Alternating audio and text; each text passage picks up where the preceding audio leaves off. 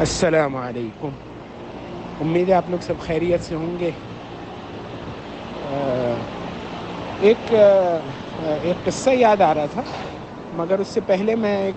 ذرا ایک تفصیل بتا دوں۔ جب اونٹ کو ذبح کیا جاتا ہے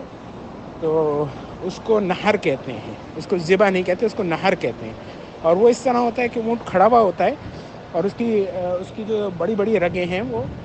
اس کی گردن میں نیچے کی طرف ہوتی ہیں، تو اس جگہ پہ چھرا پھیر دیا جاتا ہے، تو وہ جو ہے اس کی رگ کٹ جاتی ہے، وہ خون بہنا شروع ہو جاتا ہے اور پھر وہ جب تک کہ گر نہیں جاتا ہے۔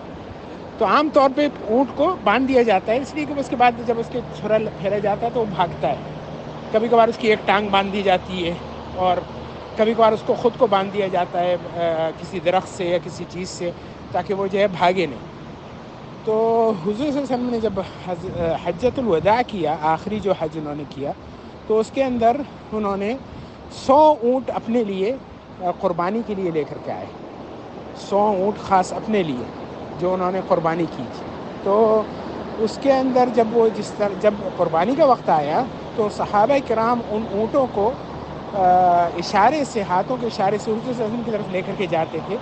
نہ ان کو کوئی مار رہے تھے، نہ کوئی ان کو باندھا ہوا تھا، اور وہ خود جھومتے ہوئے اور مستیاں کرتے ہوئے اور اتراتے ہوئے وہ حضور صلی اللہ علیہ وسلم کے جا کر کے کھڑے ہوتے تھے حضور صلی اللہ علیہ وسلم کے سامنے، اور حضور صلی اللہ علیہ وسلم ان کے چھری پھیر دیتے تھے، اور وہ جو تھا ان کا خون بہتا تھا جب تک کہ وہ گر نہیں جاتے تھے۔ تو یہ قصہ سن کر کے مجھے بڑا میرے اوپر اثر ہوا اس بات کا کہ یہ جانوروں کی محبت تھی حضور صلی اللہ علیہ وسلم کے ساتھ، کہ وہ جو ہیں ان کو پتہ ہے کہ ذبح ہونے کے لیے جا رہے ہیں، اور وہ اتنے ان کو خوشی ہے کہ حضور صلی اللہ علیہ وسلم کے ہاتھوں ہم لوگ ذبح ہوں گے، اور وہ خوشی خوشی جا رہے ہیں۔ اور جب کہ ان جانوروں کا تو یہ ہے کہ اس کے بعد جب وہ ذبح ہو جائیں گے اور جب اس دنیا کا ختم ہو جائے گا تو آخرت میں قیامت میں جب اٹھیں گے تو حساب ہوگا، جس کے اوپر ظلم کیا ہوگا، جانوروں کے اوپر جو ظلم ہوا ہوگا اس کا حساب ہوگا باقاعدہ۔ اس کے بعد وہ مٹی بن جائیں گے، ان کو نہ جنت ہوگی نہ کوئی دوزخ ہوگی، اس کے بعد وہ مٹی بن جائیں گے۔ اسی وقت جو کافر ہوں گے وہ تمنا کریں گے کاش کہ ہم بھی مٹی ہوتے، جو قرآن شریف میں آیا تھا یا لیتنی کنت ترابا۔ تو اور ہمارا اللہ تعالیٰ نے ہم سے وعدہ کر رکھا ہے کہ جو بھی ہمیں تکلیفیں، ذبح تو بہت دور کی بات ہے، وہ تو جہاد میں ہوتا ہے عام طور پہ، جو انسان مر جاتا ہے شہید ہو جاتا ہے،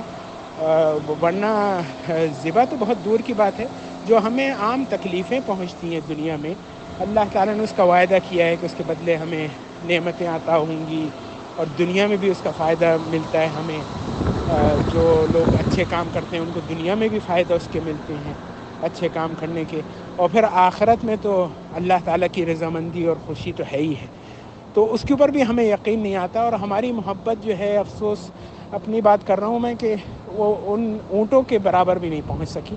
جو کہ حضور صلی اللہ علیہ وسلم کے سامنے آن کر کے کھڑے ہو گئے، ذبح ہونے کے لیے تیار ہو گئے۔ اللہ تعالیٰ ہمیں توفیق دے۔ اللہ تعالیٰ نے اگر ہمیں قیامت کے دن پوچھ لیا کہ تم لوگ کیا لے کر کے آئے ہو، کیسی محبت کری، تو ہم لوگ ان اونٹوں کی بھی مثال نہیں دے سکیں گے کہ ہم نے ان اونٹوں جیسی تو محبت کی تھی۔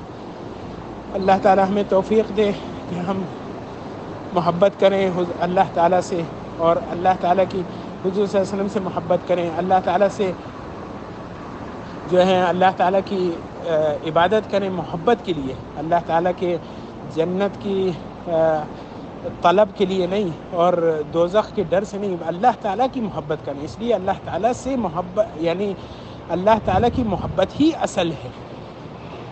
اللہ تعالیٰ ہمیں توفیق دے، ہمیں اپنی محبت عطا کرے، اللہ تعالیٰ ہمیں اپنی محبت عطا کرے، محبت کرنے والوں کی محبت عطا کرے، اور جو محبت ہمیں اللہ تعالیٰ کی محبت سے قریب کرے وہ محبت عطا کرے۔ السلام علیکم۔